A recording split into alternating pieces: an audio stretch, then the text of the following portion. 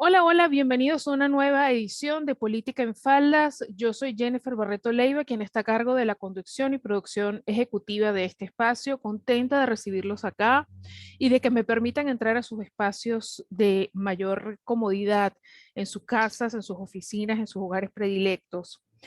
Como cada semana les recuerdo visiten por favor digitaldominion.com para leer mi artículo de opinión de la semana. Me voy a tomar unos días de descanso, pero mi artículo de opinión queda allí a disposición de ustedes para que lo puedan leer cuando mejor tengan conveniente el hacerlo. Esta semana me acompaña una invitada muy especial. Siempre se habla de los techos de cristal cuando mujeres están rompiendo barreras en algún campo de la vida. En la política, como siempre hemos nombrado en el espacio, apenas tenemos 102 años desde que ya es oficial nuestro paso en la política. Sin embargo, en todas las regiones hay un poco más de madurez comparado con Latinoamérica. Y mi invitada de hoy ha hecho historia, puesto que se lanzó a la vicepresidencia de Ecuador, su país natal, siendo nuestra región con un peso, digamos, todavía hay atisbos de machismo, ¿no? Y esto hace un precedente muy importante. Ella también es directora de Familia Ecuador, una plataforma que se encarga de defender la vida justamente ahora que estamos en esta era donde nos toca otra vez hablar del tema del aborto. Yo prefiero hablarlo desde el punto de vista de la vida. Esta plataforma está haciendo un trabajo muy importante. En Ecuador en estos momentos se está debatiendo una ley para promover o no el aborto a raíz de una violación. De todo esto vamos a estar hablando con mi invitada de hoy, Marta Cecilia Villafuerte, una mujer maravillosa que ha andado haciendo activismo pro vida y tenemos mucho que conversar el día de hoy. Marta, bienvenida a Política en Faldas. Jennifer, muchísimas gracias por esa introducción. Realmente la admiración es mutua. Gracias por el espacio y realmente poder demostrar que las mujeres juntas somos más fuertes, cruzando fronteras, cruzando barreras que nos une ahora más que nunca. Así es. Yo estoy firmemente convencida de que no podemos perder para nada esa esencia que tenemos. El feminismo ha hecho mucho daño y por tratar de desarmar lo que ha estado haciendo el feminismo, quieren también un poco romper con eso. Y las mujeres tenemos una esencia muy particular y una suerte de hermandad cuando nos sentimos identificadas en algún tema que creo que no se debe para nada desmeritar y desarticularlo, porque eso es parte de nuestra esencia femenina. No sé si estés de acuerdo conmigo. Totalmente de acuerdo. El feminismo no solamente quiere destruir lo que la imagen de la mujer por sí sola, todos esos atributos, todas esas características que solo las mujeres tenemos, sino también quiere crear esa división, esa enemistad, ese confrontamiento constante con el hombre. Desmerecer el reconocimiento de que hombres y mujeres realmente son los únicos que juntos podemos hacer sociedades fuertes. La mujer cumple un rol importante, no para reemplazar ni para superar al hombre, sino para complementar al ser humano en su sexo masculino y femenino para hacer una sociedad, así de simple. Así es. Y hay que recalcar eso muchísimo, porque en esta era donde se están borrando las identidades, donde está un grupo de gente viviendo de ilusiones, porque eso es, si uno no nace hombre o no nace mujer, tú te estás haciendo una ilusión en tu cabeza de que eres otra cosa. Nos están borrando de la historia, están pretendiendo pasar por encima de nosotras, están pretendiendo quitarnos nuestros derechos. Y eso hay que repetirlo muchísimo. Somos diferentes con mismos derechos y mismas obligaciones ante la ley. Y eso no habrá nada que lo cambie porque es lo natural además. Marta, me impresionó mucho saber de que tú te habías lanzado a la vicepresidencia del país. No sé si eres la primera mujer que lo hace, pero ciertamente eres de las pioneras que llega a por lo menos pretender estar en una posición tan alta. Tiene que haber sido una carrera durísima, una carrera hacia esa, digamos, orientada hacia ese punto. No sé, me gustaría nos compartieras cómo fue el haber apostado a llegar a la vicepresidencia del país. ¿Qué fue lo que te motivó? ¿Qué fue lo que viste que dijiste, oye, existe la necesidad? de que se haga esto y yo me creo capaz, me siento capaz y lo quiero hacer de hacer esto y por ello voy a apostar a la vicepresidencia del país. ¿Qué te motivó? ¿Cómo fue esa jornada, esa carrera hacia la vicepresidencia de Ecuador?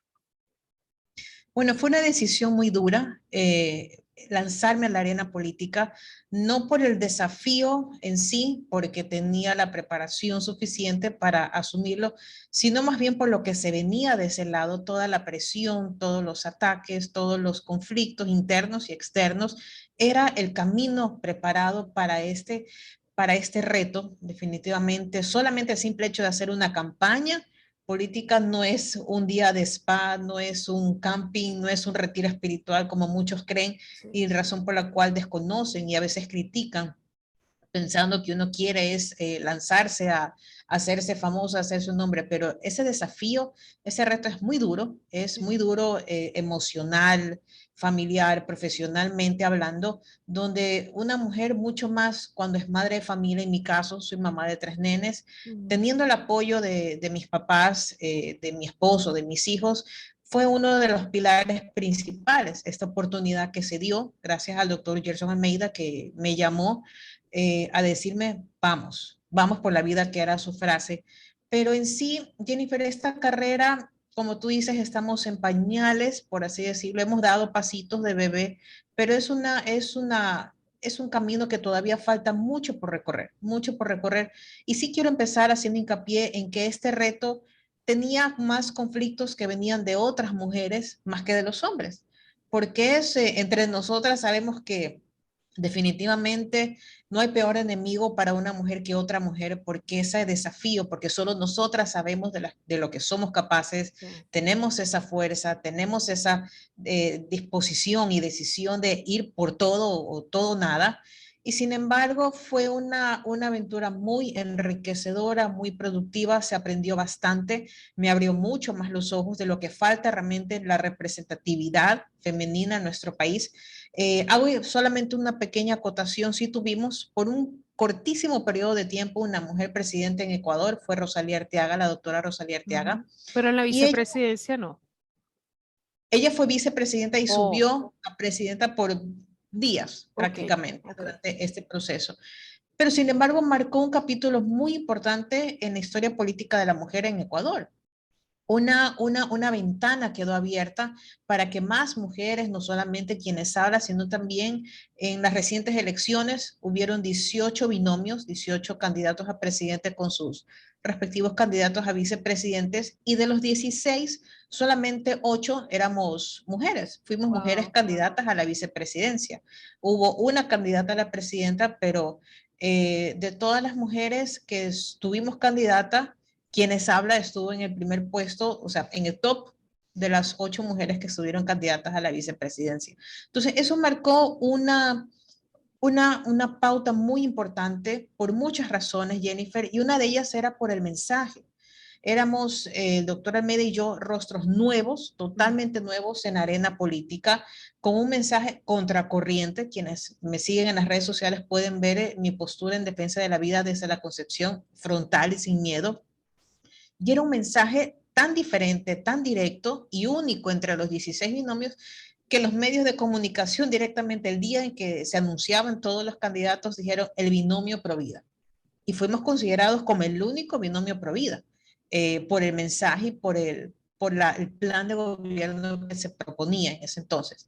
Y lo interesante fue, Jennifer, ver que más mujeres se reflejan en ti, buscan ese camino. Hay rincones de cada uno de nuestros países, en ciudades, que hay que recorrer llevando ese mensaje y que buscan esa representatividad, pero desde dentro del hogar. Ellas no quieren dejar de ser madres de familia, no quieren dejar de ser estudiantes, no quieren dejar de sentir que pueden superar adversidades desde su trinchera, desde su esencia. Y eso es lo que me despertó mucho la necesidad de lanzarme, decir, a ver, ¿cómo vamos a estar representándonos nosotras mismas si no tomamos la batuta, no tomamos al toro por los cuernos nosotras mismas? Entonces, esperar que otro lo haga, que otro hombre, que otra mujer lo haga, nos lleva a ser muy sedentarios, muy conformistas, muy mediocres en cierto aspecto político. ¿Por qué? Porque no damos ese paso y no nos apoyamos. Entonces, Mira, un aprendizaje, uno de las principales experiencias en mi vida donde se aprende bastante, a tener más firme los pies en la tierra, a tener más humildad en todos los proyectos que uno emprende y a saber que cada país, cada sociedad, cada civilización es uno solo. No nos diferencia absolutamente nada y si no trazamos esa línea de apoyo, realmente no vamos a avanzar. Si no hacemos nosotros mismos nuestros proyectos, no nos lanzamos, estamos sentados esperando que nos sirvan la mesa y eso nunca va a suceder. Así es.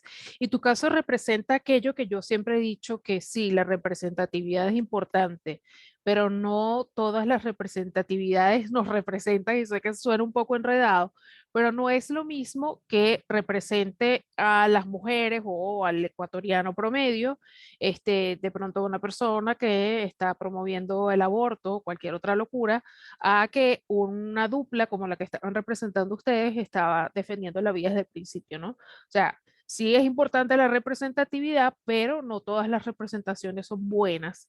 Y aquí es donde viene a entrar a colación eso que siempre digo, porque en mi caso, por ejemplo, yo soy una férrea enemiga del socialismo. El socialismo fue lo que destruyó mi país, por ejemplo, es lo que destruyó muchos de los países de Latinoamérica.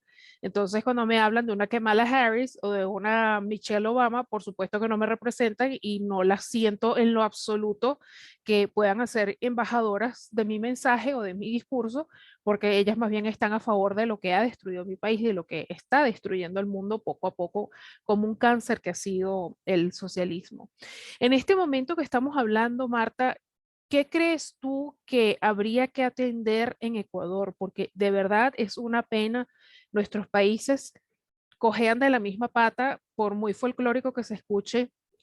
Pasamos todos por un ciclo de golpes de Estado, un poquito de recuperación, vuelve un golpe de Estado, un militar al mando y así vamos. Todos tenemos la misma historia. Es algo cíclico que está ocurriendo en nuestros países. Cada cierto tiempo es lo mismo, pero no nos terminamos de recuperar. Las naciones no se terminan de poner en sus pies y siempre estamos arrastrando problemas, problemas, problemas. Nunca se terminan de solucionar. Y veo con mucha preocupación que la gente en nuestros países no termina de dar el paso para educarse en política, ¿no? Siempre estamos como que a la mitad del camino. ¿Qué crees tú que falta en Ecuador en este momento o que habría que atacar en Ecuador en este momento, un poco como para encaminar el país hacia un rumbo mejor? Como tú lo dices perfectamente, Jennifer, es un patrón. Es un patrón que se ha visto en Latinoamérica que ha estado descuidando, diría yo, más que atacar, descuidando a la única empresa más importante de cualquier motor en el país, la familia. Se ha estado destruyendo a la familia desde adentro, golpeando el bolsillo de la familia, golpeando los valores familiares, golpeando los roles. Esa pelea que te mencionaba en el inicio de creerse más que el hombre, contrapones a esposa con esposo, padre, papá, con mamá, los hijos se los está consintiendo demasiado, se los está adoctrinando que da miedo. Terrible. Entonces, si tú te das cuenta, todos estos ataques, ¿a dónde caen? En la familia, en el núcleo familiar. ¿Qué está pasando? Que actualmente se está manipulando esta figura de familia y si tú tienes una familia destruida, padres separados, mal genios, hijos abandonados, con depresión, ¿tú realmente vas a creer que de aquí 5, 10, 15 años esos chicos van a poder progresar? ¿Van a poder tener una carrera? ¿Van a poder tener un trabajo? ¿Van a poder aportar, ser productivos en el país? Por supuesto que no, vas a tener una familia destruida. Entonces, si tú tienes una familia destruida, no la atiendes, no la fortaleces, no le das no lo material, sino lo esencial, los valores, los principios, las convicciones, la moral, la ética, vas a tener una sociedad fuerte, pero si no la atiendes desde lo básico, a veces suena tan cliché o trillado, pero si no tienes una familia fuerte, tu sociedad no va a producir, no vas a generar realmente una producción, una productividad en ningún sector industrial, mucho menos una generación que viene, mucho menos gobernantes dignos con las convicciones y mucho menos una sociedad que cada elección dé su voto por la persona correcta o que pida candidatos. Entonces, si vemos, es una cebolla que se va pelando capa por capa. ¿Y a dónde llega todo eso? Al corazón. ¿Cuál es la pulpa? La familia. Entonces, el principal motor que se está descuidando manipulando, tratando de extinguir en su base, yo creo que es la familia. Y si no se recupera, por darte un simple ejemplo, Jennifer, las materias básicas, éticas, cívicas, si no te sabes el himno nacional, no respetas las leyes, no tienes unas convicciones de lealtad, honestidad, transparencia, no vamos a tener gobernantes mejores de los que tenemos ahora. Eso es seguro, no hay que ser vidente, ni científico, ni nada por el estilo para darse cuenta. ¿A dónde nos estamos encaminando con este declive ético y moral que tenemos en la sociedad actualmente? Yo creo que por ahí es el punto de partida. La única vía o la única acción para solucionar esto, no. Hay pasos, hay fases que dar estructurales inmediatas a corto, mediano y largo plazo, pero todas encaminadas ¿a quién? A respetar a la principal institución de un país, la familia. Yo recuerdo que en primaria, sobre todo en primaria, nos decían mucho que la familia era la base fundamental de la sociedad. Y ese statement lo repetían mucho, pero es en la edad adulta y en este momento donde justamente lo que tú mencionas, están intentando adoctrinar a los niños, están tratando de desmantelar el concepto mínimo de la familia, están desmantelando las identidades con esto de hombres, mujeres, mujeres, hombres, gente que se crea una cosa que no es, jugando con algo tan delicado como es el no sentirse de acuerdo con el género con el que uno nace, que eso es dolorosísimo, lo sufre un 1% de la población a nivel mundial y están jugando con eso en este momento, y bueno, haciendo fiesta y no se han dado cuenta que viene una generación de gente mutilada y hormonada, ¿no? Entre las muchas cosas que van a venir. Y siempre decían eso y es ahora cuando empieza a cobrar sentido esa frase de que la familia es la, la fundamentación de lo que es la sociedad. Sin familia no hay sociedad, sin familia no hay hijos, sin familia no hay estructura, no hay unos lineamientos por los cuales uno pueda mínimamente conducirse en la vida. Súper importante. Y por eso es que lo están atacando, creo yo, ¿no? Porque sienten que al destructurarlo ya va a ser mucho más fácil lo que quieren hacer para después. Marta, hace algunas semanas se estaba discutiendo una ley. Me gustaría, si tienes el nombre exacto de la ley o el número de la ley, por favor nos lo compartas, porque con esta ley está sucediendo lo mismo que con la ley 1557 en el estado de la Florida, que todo el mundo le ha puesto el Don't Say Gay Bill y no se llama así, se llama 1557, pero entre la prensa y los lobbies, que ya sabemos cuáles son, que operan alrededor de todo esto, le cambian los nombres.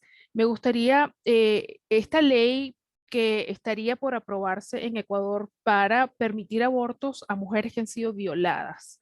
¿Qué está pasando con esta ley? ¿Cómo se llama la ley? ¿Quién la propuso? Etcétera. Me gustaría, por favor, nos dieras un poquito contexto de cómo está esto, porque lo último que supe era que se había aprobado en primera discusión, pero no sé en realidad cómo está en este momento el tema con esta ley y cómo han estado las cosas alrededor del Congreso, que es el que está encargado de discutir esto, ¿no?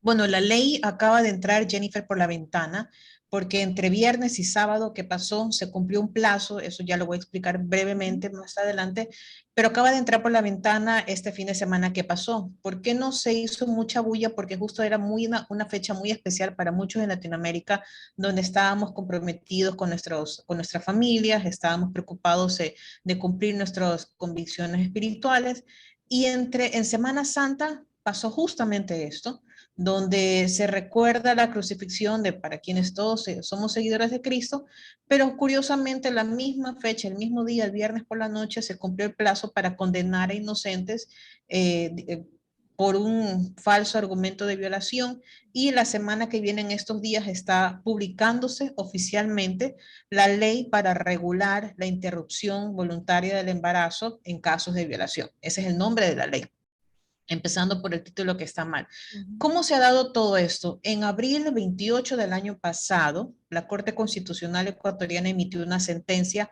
donde despenaliza el aborto en casos de violación para mujeres que no tengan discapacidad.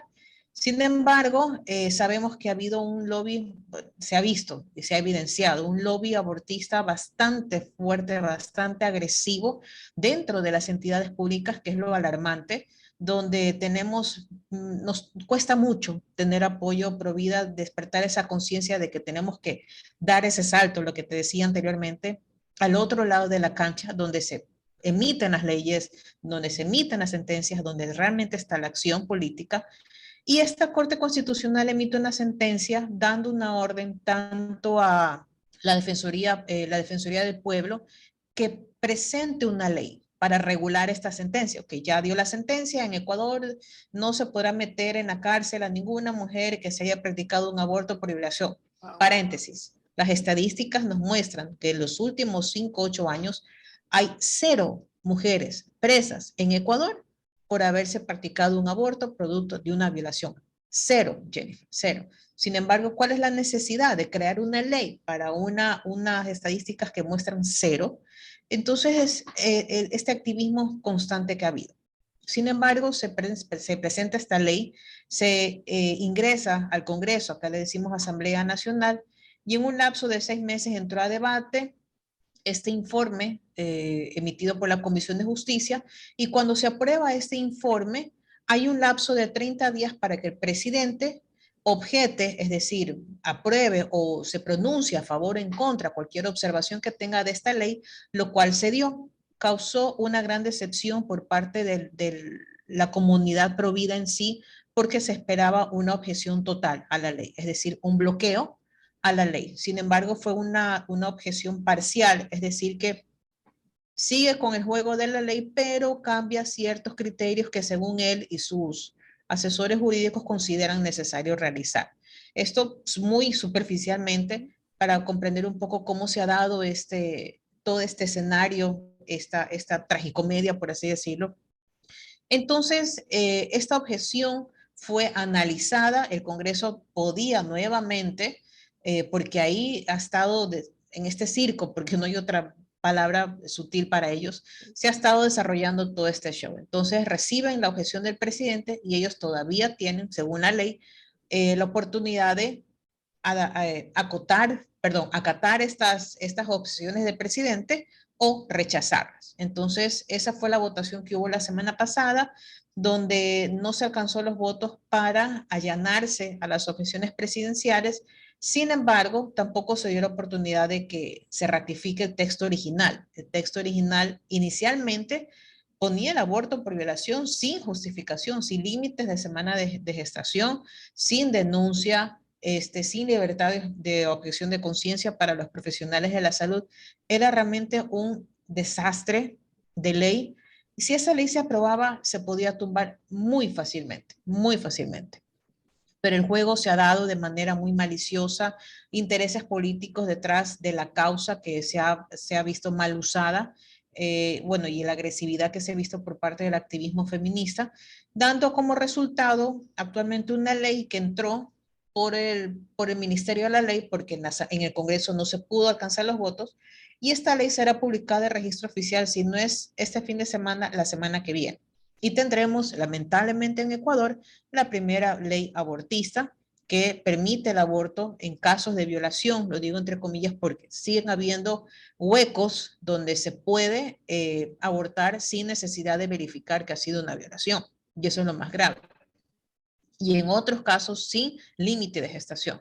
Pero superficialmente esta ley permite el aborto en casos de violación hasta las 12 semanas de gestación, es decir, hasta los 3 meses durante el primer trimestre de embarazo.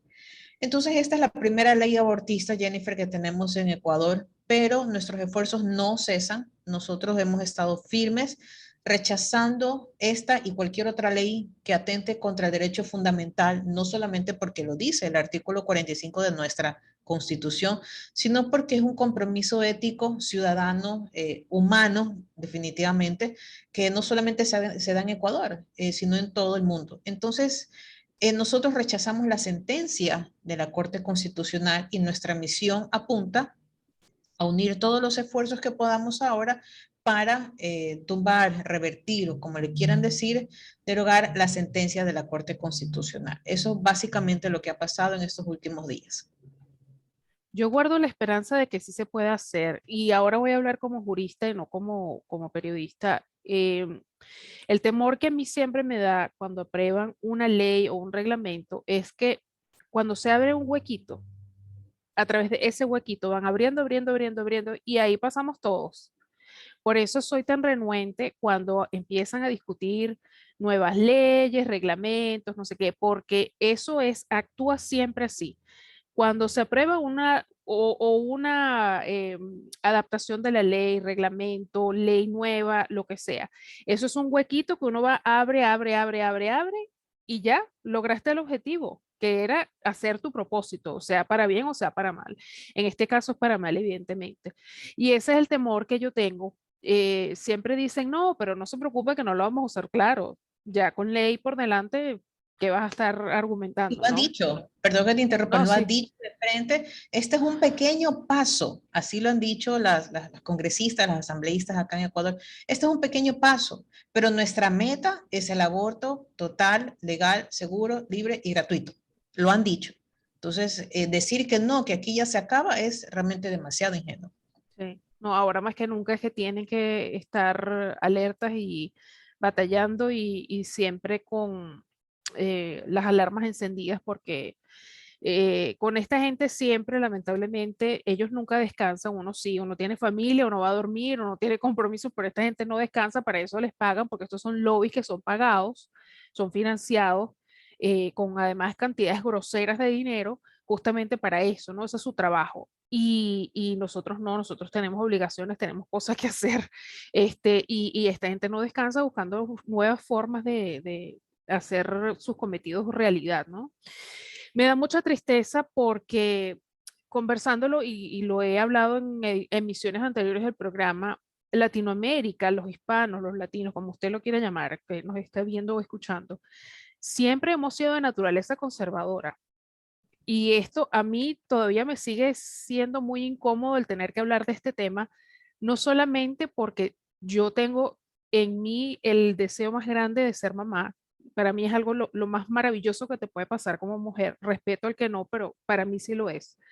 Pero además, para mí la vida fue sagrada y nunca me imaginé que, por ejemplo, estuviéramos como hoy conversando de esto, porque no me pasa por la cabeza ni soñando hablar de aborto o muchísimo menos practicar un aborto. Para mí esto es absolutamente inconcebible y me sigue pareciendo incómodo un tema de hablar, pero hay que hacerlo. Aunque no nos guste, aunque no sea incómodo, hay que hacerlo, porque por no hablar, nuestras generaciones, nosotros somos una versión más adelantada de nuestros padres, de nuestros abuelos, pero todas nuestras generaciones vienen arrastrando cosas, porque ese mindset, esa cultura del hispano, del latino es, no vamos a hablar nada, esto es tabú, déjalo que se le pase, déjalo que lo olvide, y va el niño y pregunta en la calle y ahí es cuando empiezan los problemas. Esto hay que hablarlo, hay que discutirlo, hay que educar muchísimo, que es una de las cosas que más me he dado cuenta que estamos fallando con este tema, ¿no?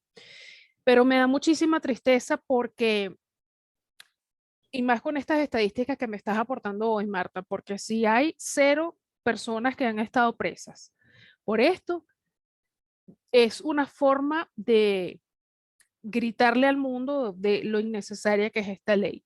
Esto va a traer ahora, no solamente es un huequito que se abre que va a ser más grande, pero esto va a traer ahora, cultural y socialmente hablando, van a ser más problemas, porque esto ahora va a traer más animadversión entre hombres y mujeres, porque ahora van a salir, y escuchen, y acuérdense de la fecha que lo dijimos, van a salir acusaciones falsas, van a salir historias que no son ciertas, van a salir mujeres que lamentablemente van a perder la vida luego de someterse a estos procedimientos donde van a matar a sus bebés, porque eso es lo que es el aborto, no es un derecho, como ellas dicen todo el tiempo. Esto va a traer una cantidad de problemas a nivel social y cultural que no había ninguna necesidad de traerlos, no había ninguna necesidad de ocasionar todo esto. Amén de la parte psicológica, la parte emocional, que es súper importante. Las mujeres que están abogando por el aborto no han terminado de entender que esto no es solamente matar a tu bebé, que ya de por sí es bastante grave, sino las consecuencias físicas que quedan, las consecuencias psicológicas, las consecuencias emocionales y quedan de por vida. Esto no hay manera, y así lo dicen los especialistas, no hay manera de borrar, digamos, el episodio donde mataste a tu bebé y, o sea, eso no hay manera de sacarlo de tu mente, de tu cabeza, de tu historia. por más terapia que se haga, eso es una suerte de cicatriz que queda perenne en la vida de las mujeres que se someten a eso. Entonces, de verdad encuentro tristísimo esto, pero estoy confiada porque a veces el mal son poquitas personas haciendo mucho ruido. Y Ujú. confío en la gente buena que sí está haciendo las cosas, como por ejemplo tú que estás con Familia Ecuador. Cuéntame, por favor, de qué se trata Familia Ecuador, cómo surgió la idea de crear esto, cómo están actuando ustedes, le están dando información a las mujeres que quieren abortar, por ejemplo, para que no lleguen a eso. No sé, un poquito para que nos enteremos en otros países qué están haciendo ustedes. Bueno, Familia Ecuador en el 2022 cumple ya 5 años de fundación. Mi inicial sueño o misión era generar contenido, porque al principio lo que me motivó, Jennifer, era la impotencia, primero de que no hay información a la mano, segundo que la gente desconoce porque no hay ese acceso a la información, y tercero la desmotivación que había, porque a mí no me afecta eso, yo estoy dentro de mi metro cuadrado, si mientras a mí no me afecte, no pasa nada, ojos que no ven, corazón que no siente, ¿verdad? Porque es nuestra cultura, hay que reconocer. Sí. Entonces, esta falta de información no había, no se evidenciaba, no había cómo compartir con los padres de familia, porque así empezó. Nosotros empezamos dando charlas en comités de padres de familia, inicialmente enfocadas en ideología de género. Ujú. Luego se vio la necesidad de entrar más en el tema específicamente de aborto, porque entró el debate en el Congreso, en la Asamblea Nacional, y así nos fuimos enfocando más en el aborto, pero no se ha descuidado también lo que es ideología de género. Y Familia Ecuador se consolida a través de la generación de contenido, de insumo informativo en las redes sociales para concientizar a la ciudadanía, salir de nuestra esfera prohibida y llegar a la ciudadanía con esta información que desconocen. Cifras, estadísticas, evidencias, testimonios, ¿verdad? Que se ha dado para que Ecuador realmente sea lo que dice ser, un país que defiende la vida, conservador, con valores familiares, con principios, una constitución que defiende la vida y la familia, el matrimonio entre hombre y mujer, en fin. Pero como tú bien dices, somos una mayoría que cuesta activarla, muy dormida, muy conformista, muy sedentaria en cuanto al activismo, en la conciencia de ver que es allí donde inicia todo este declive que hemos analizado anteriormente. No tenemos esa firmeza de representar una mayoría que se dice ser nuestro país, dice serse el 85% país creyente, pero del cual de ese 85% la pregunta queda cuál es ese porcentaje realmente dispuesto no solamente a mantener sus convicciones, sino también compartir, multiplicar y levantar la voz cuando sea necesario. Entonces, Familia Ecuador se ha destacado por generar contenido. Hemos realizado ya 2 ediciones del documento estadístico, Ecuador el aborto en cifras. Hemos realizado conferencias. El año pasado pudimos tener a Agustín Laje nuevamente en nuestro país y Lupe Batallán por primera vez en Ecuador. Hemos colaborado con otras entidades a nivel nacional.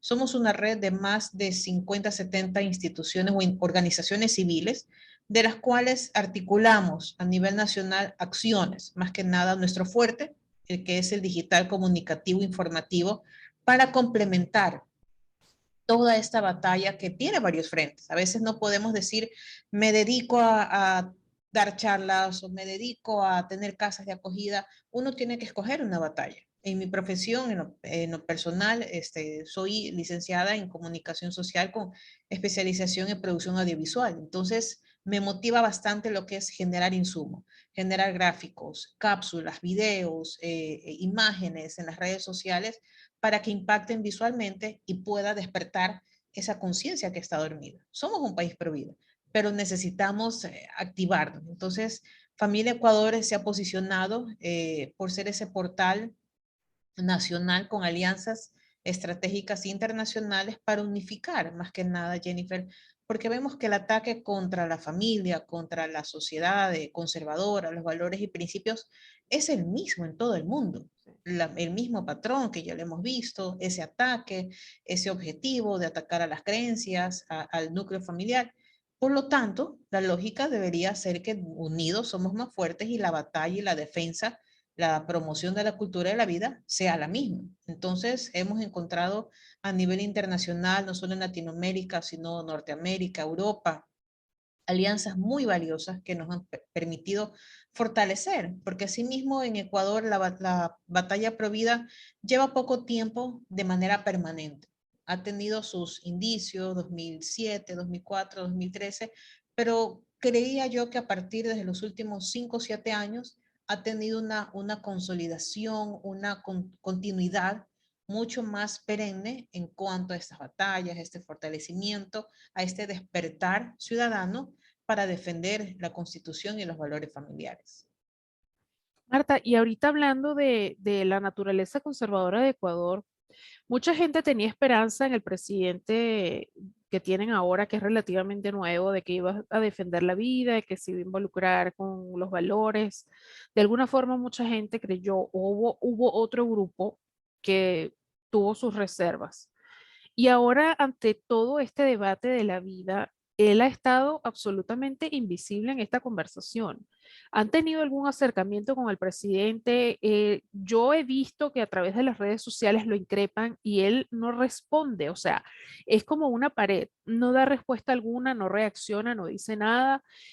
Sí entiendo que estuvo garantizando que el Estado no se iba a meter en las relaciones de las personas, como de alguna manera infiriendo de que no iba a tener problema con las mal llamadas uniones homo no sé qué. O sea, ¿qué ha pasado con él? Porque no se ha involucrado en esto y entiendo yo que fue dentro de sus promesas electorales de que él iba a garantizar la vida y esto es parte de garantizar la vida.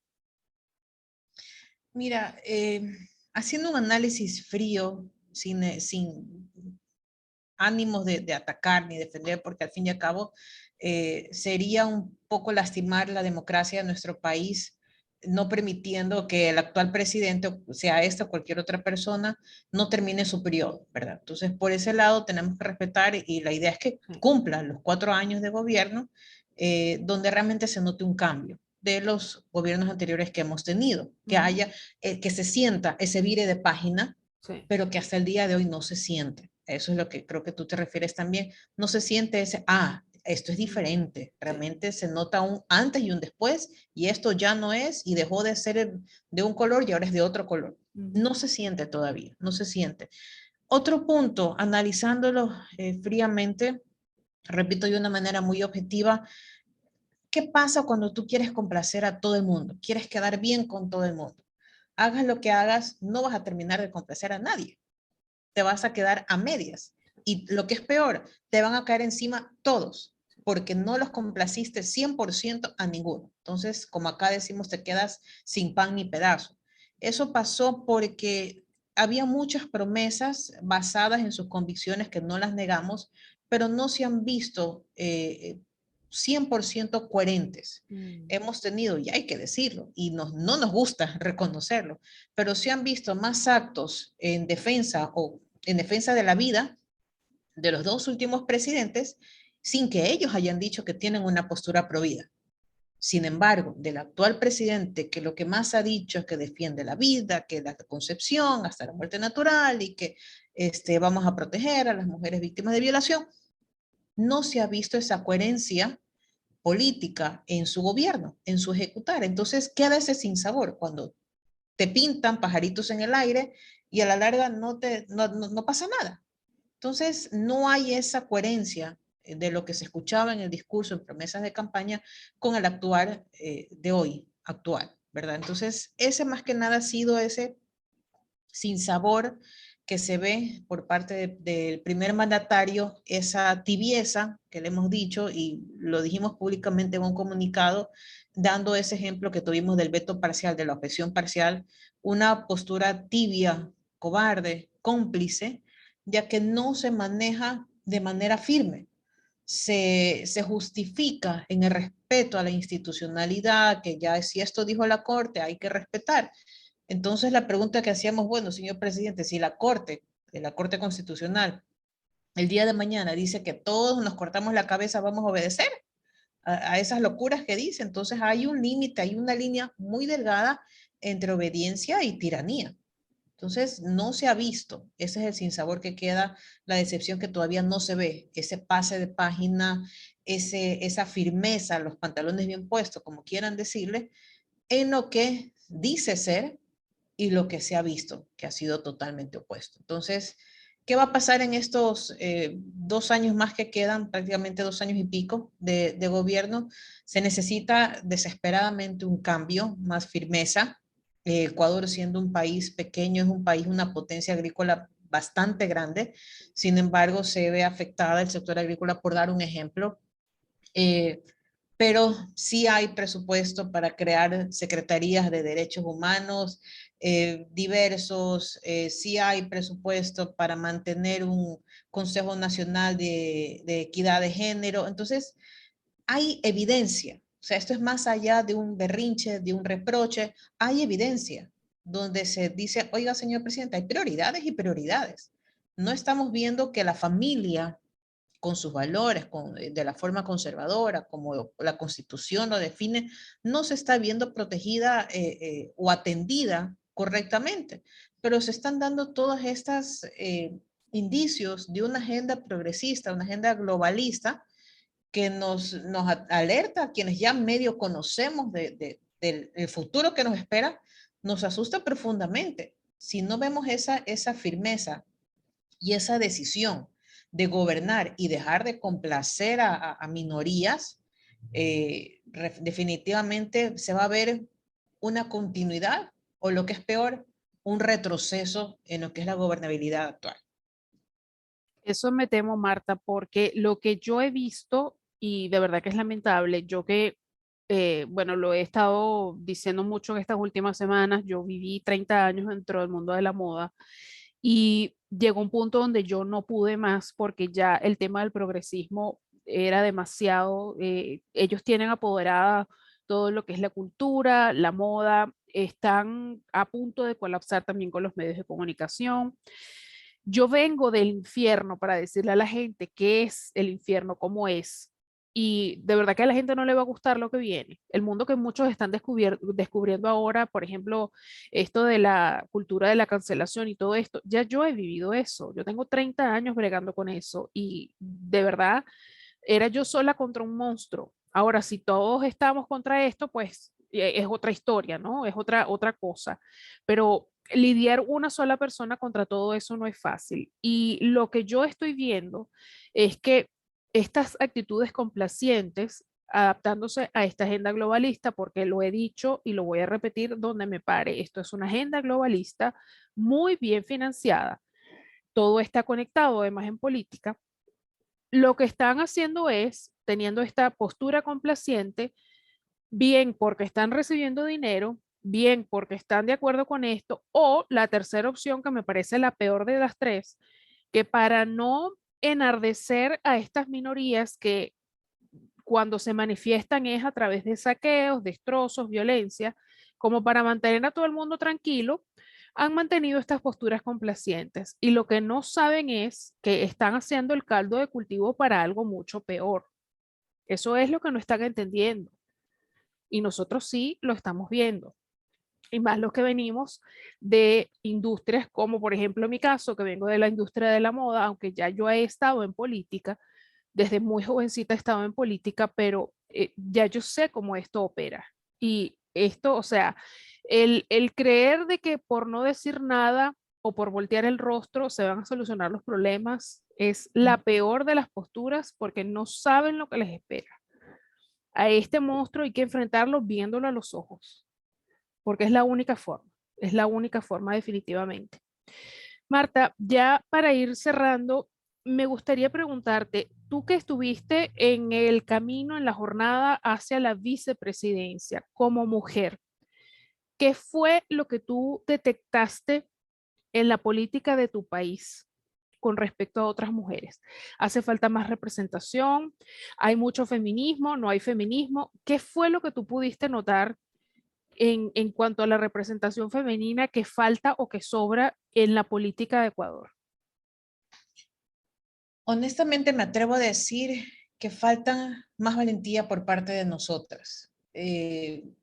No sé si se pueda decir el término, necesitamos un mejor autoestima político. ¿A dónde quiero llegar con esto? Que muchas veces creemos, nosotras nos creamos esta idea, nos sugestionamos en nuestra cabeza que no, ¿para qué meterme allá? Me van a acribillar, no hace falta que lo hagan los hombres, no necesito competir.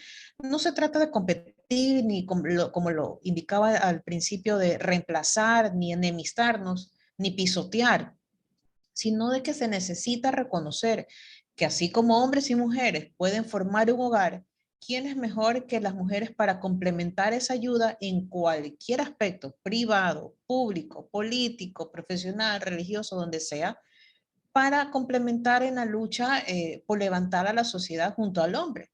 Entonces, las mujeres, hay una necesidad, hay una sed de verse representadas correctamente. No se ve. Hay una necesidad. Es más la necesidad que las opciones que hay. Entonces yo creo que de nuestra parte falta ese empuje, ese vamos, lánzate. Hay que marcar el camino. A veces hay que tener clara lo que yo he dicho, la misión tras la misión. Porque todo lo que yo decía, te decía Jennifer al principio, lanzarse al simple hecho de una campaña es un reto personal, mental, emocional, psicológico fuerte, fuerte. Tú lo tuviste que haber vivido en su momento también, pero es fuerte. Y todo ese sacrificio que se hace, tú tienes que tener en claro dos cosas. Una, o tú estás solamente enfocada en lo básico, que es ganar una elección, conseguir el número, los votos y llegar, y punto. O tú puedes tener otra misión más allá, que es marcar el camino para las mujeres que vienen detrás de ti. Si yo no llegué, yo no lo llamo una derrota. Para mí fue un aprendizaje cuando me decían, sí, pero no vas a ganar.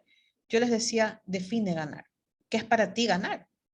¿Qué crees tú que es ganar en este proyecto en particular? Pero lo que se ve es que hay muchas mujeres que quieren seguir un camino, pero no hay ese camino. ¿Sí me explico? No hay ese camino bien trazado en nuestro país. Pero ¿quiénes somos las únicas que los podemos trazar? Nosotras. Un hombre no lo puede hacer. No porque no esté capaz, no esté apto, sino porque no hay nada mejor que otra mujer para saber cómo arreglar la corona rota de otra mujer sin decirle a nadie que estaba torcido. Es un refrán que siempre me gusta decir, porque entre nosotras nos conocemos realmente, sabemos cuáles son nuestros anhelos, nuestras preocupaciones, nuestras necesidades, pero si no nos animamos a dar ese paso y no dejarnos engañar por el feminismo que sí hay, lamentablemente se ve mucho más feminismo infectado en la política fuera que en el ámbito social, porque es allí donde la astucia de una mujer ha llegado mucho más. Entonces digo, bueno, utilicemos positivamente esa misma astucia. Si sabemos que del otro lado, donde se hacen las leyes, donde se crean las entidades, como el Ministerio de la Familia, que fue una propuesta, ¿por qué no hacerlo realidad? Pero ese camino, esa autoestima de decir, vamos, yo me lanzo, apóyenme, o tú te lanzas, te apoyamos. Esa autoestima político falta fortalecer. El camino está, la necesidad. Nos toca a nosotros ir dejando esos ladrillos porque esto es un continuar. Nosotros marcamos un referente en estas elecciones, que una mujer de valores, de principios, de creencias religiosas, pudo de frente, sin miedo, decirlo, sin dejar de ser en su esencia quien era, pudo hacerlo y marcar una diferencia, marcar un precedente. ¿Quién no se va a animar después? Las que vienen en las siguientes elecciones. Entonces, con esa visión se necesita entender que esto no es de una ni de ahora, sino de toda una vida, toda una generación, las que vienen detrás de mí, yo inspirada en las que estuvieron antes que de lo que puedo estar yo, y las que vienen detrás de mí, ¿qué les puedo dejar a ellas? Yo creo que esa es la misión que yo, en lo personal, como Marta Cecilia, puedo ver, y ese es el trabajo que estoy haciendo como mujer. Familia Ecuador se ocupa del trabajo familiar, pero Marta Cecilia Villafuerte trabaja en ese camino. ¿Cómo puedo dejar ese granito de arena que haga el camino más llevadero para quienes vienen detrás? Definitivamente hace falta perder el miedo. Y yo me he estado dando cuenta de eso, que aparte de que en nuestros países estamos como que resolviendo tragedias diarias, ¿no? Y más dependiendo del país que por ejemplo, como el tuyo, que está en vías de salir, esperamos, del desastre de las administraciones anteriores. Igual Colombia, que además esperamos que no caiga en lo que nos estamos temiendo. Pero amén de las tragedias diarias que como mujeres nos tenemos que encargar de ello como cabezas de hogar en el sentido de ser la otra parte de nuestros compañeros naturales. eh, Hace mucha falta eso justamente que hablabas, ¿no? Esa iniciativa de querer hacer las cosas, porque veo que sí hay mucho miedo. Ya se ha postulado a vicepresidencia de presidencia en casi todos los países de Latinoamérica. Entonces, si eso ha pasado, si ha habido una que ha dado el paso, ¿por qué las demás no? ¿No? Es falta de esa confianza en decir o en sentir de que sí se puede llegar, de que sí se puede lograr y que si no lo logro, igual es un gran aprendizaje, igual es una puerta que se está abriendo ahora que antes no estaba abierta, ¿no? Siempre tomarlo, diría yo, de la parte o el punto de vista constructivo. Creo que es lo más importante de todo esto. Te agradezco muchísimo, Marta, que hayas estado conmigo hoy. Espero que sea la primera de muchísimas más veces. Encantada de saber de que no todo está perdido, porque a veces pasando tantas tragedias a diario, porque esto parece de verdad un desfile de un circo, con todas las cosas que pasan a diario, gracias a toda esta agenda globalista, uno pierde la fe, uno termina como cansado al final del día y dice, Dios mío, ¿qué más va a pasar hoy? Y resulta que viene mañana y pasan 32 cosas peores que las que pasaron ayer, y uno llega a perder la fe en la humanidad. Pero cuando uno escucha a una Marta Cecilia, por ejemplo, uno dice, bueno, vamos a tener un poquito de fe porque todavía hay gente buena que está dando la pelea, ¿no? Y vale la pena darse la oportunidad. Yo tengo una frase que siempre digo, el mal no es protagonista eterno de la historia y quiero creer de que vamos a salir de esta, porque es un tiempo muy oscuro el que estamos viviendo y ahora más que nunca creo que nos tenemos que aferrar a la fe, al amor, a la familia y a todas las cosas bonitas que nosotros tenemos, porque solamente eso es lo que vence la oscuridad en la que nos están envolviendo, lamentablemente. Te agradezco muchísimo que hayas estado conmigo hoy en Política en Faldas. Gracias a ti, Jennifer. Definitivamente es lo que te decía inicialmente, es hermoso y es realmente enriquecedor ver que las mujeres nos necesitamos juntas ahora, más allá de nuestras fronteras, más allá de las barreras que tengamos. La fortaleza femenina es única, es insuperable, inigualable, irreemplazable. Y esa necesidad que tenemos ahora de juntarnos, de articularnos y de apoyarnos desde antes de nacer, eso es lo que, ese es el despertar que tenemos ahora. Más bien, gracias a ti por permitirme llegar a más mujeres fuera de mi país. Un abrazo a todas. Se nos pueden seguir en las redes sociales Familia Ecuador. Y yo estoy en Twitter, Instagram y Facebook, Marta Cecilia Villafuerte, compartiendo, dejando ese granito de arena para las mujeres que vendrán después. Así es. Ya saben que si quieren ver la entrevista de nuevo, repasarla, revivirla, compartirla, está en nuestro canal de YouTube y si quieren escucharla, está en todas las plataformas. Siempre van a encontrarnos como Política en Faldas. Estamos ya en Getter para evitar cualquier tipo de censura. Ya no nos van a censurar, por suerte. Así que estamos por allá. Y los sábados, ya saben que ahora tenemos una cita en vivo a las 8 de la noche, hora este de los Estados Unidos, a través de The Talk, para tener la conversación que todas las mujeres necesitamos tener. Así que nos vemos la semana que viene y que Dios nos bendiga.